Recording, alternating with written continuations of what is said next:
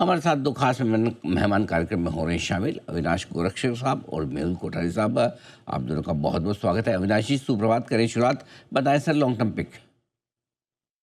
Anil ji, good morning.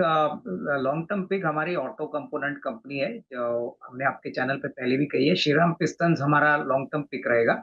देखिए, इस company की खासियत है कि ऑलमोस्ट 25 साल पुरानी कंपनी है, इंजन कंपोनेंट्स बनाती है और पिछले साल इनके लिए बहुत अच्छा था। 3,500 करोड़ पे 516 करोड़ का प्रॉफिट। अभी 9 महीने में ऑलरेडी 400 करोड़ का मुनाफा किया है।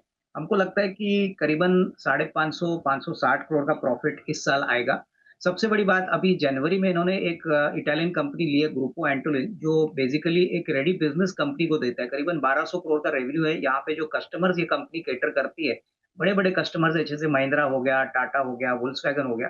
तो इसका जो नंबर इंक्लूजन है, वो आपको चौथे तिमाही में भी तो देखने मिलेगा, लेकिन पूरे साल का इम्पैक्ट एफवाई 27 में आएगा। तो एफवाई 27 में हमको लगता है कि करीबन 650 करोड़ के ऊपर का प्रॉफिट आएगा।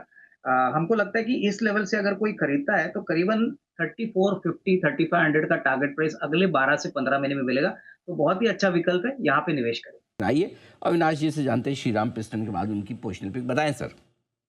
अनिल जी, पोजिशनल पिक एक डेटा सेंटर और रियल एस्टेट कंपनी है। कंपनी का नाम है अनंतराज। मैं अनंतराज को इसलिए कह रहा हूँ क्योंकि अभी जो एआई का माहौल है, वो बहुत तेजी से बढ़ रहा है। हमने कल देखा कि एआई डे जो दिल्ली में हो गया, वहाँ पे बहुत सारी कंपनीज ने एआई टूल्स मैन्युफैक्चर प्लेयर्स के साथ करार किया है। तो मुझे लगता है कि डेटा सेंटर तो एक बेसिक नीड है। अगर एआई इंडिया में बढ़ता है तो डेटा सेंटर की जरूरत लगेगी। अनंतराज करीबन 300 मेगावाट का डेटा सेंटर कर रहा है। और नतीजों की बात करें तो नतीजे पिछले साल 426 करोड़ का जो मुनाफा है, इस बार कंपनी ने ऑलरेडी 9 महीने में 400 करोड़ कमाए। तो हमको लगता है कि कम से कम 550 करोड़ का प्रॉफिट इस साल आएगा। और ओवरऑल जिस प्रकार का पोजीशनिंग इस कंपनी का है, मुझे लगता है कोई टेक्निकल या स्ट्रेटेजिक टाई अप भी इनके डेटा सेंटर बिज़नेस में ज़रूर आने वाला है। तो इसका भी फ़ायदा कंपनी को मिलेगा। तो यहाँ पे मुझे लगता है कि करीबन 620 625 का एक नियर टर्म का टारगेट बनता है। तो 6 से 8 महीने के लिए अगर कोई खरीदना चाहे, तो इसमें ज़रूर एक निवेश हो सकता है। आइए शॉर्ट टर्म पिक ले लेते हैं अविनाश जी से। सर बताएं। नया शॉर्ट टर्म पिक हमारी भारत इलेक्ट्रॉनिक्स है। देखिए, कल भारत इलेक्ट्रॉनिक्स और फ्रेंच मेजर सैफ्रन के साथ एक जॉइंट वेंचर हुआ है, हैमर मिसाइल्स के लिए। तो इसका जो भी आउटलुक है और जो भी बिज़नेस पोटेंशियल है, वो हमको शायद एफवाई 27 में देखने को मिलेगा।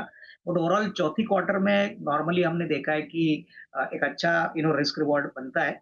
यहाँ पे जो ऑर्डर बुक है, वो करीबन 65,000 करोड़ है, कंपनी कर्जा मुक्त है। तो यहाँ पे मुझे लगता है कि करीबन अगर 452 का अभी जो करंट प्राइस है, यहाँ पे 474 का एक शॉर्ट टर्म टारगेट अगले 3 से 6 महीने में पॉसिबल है।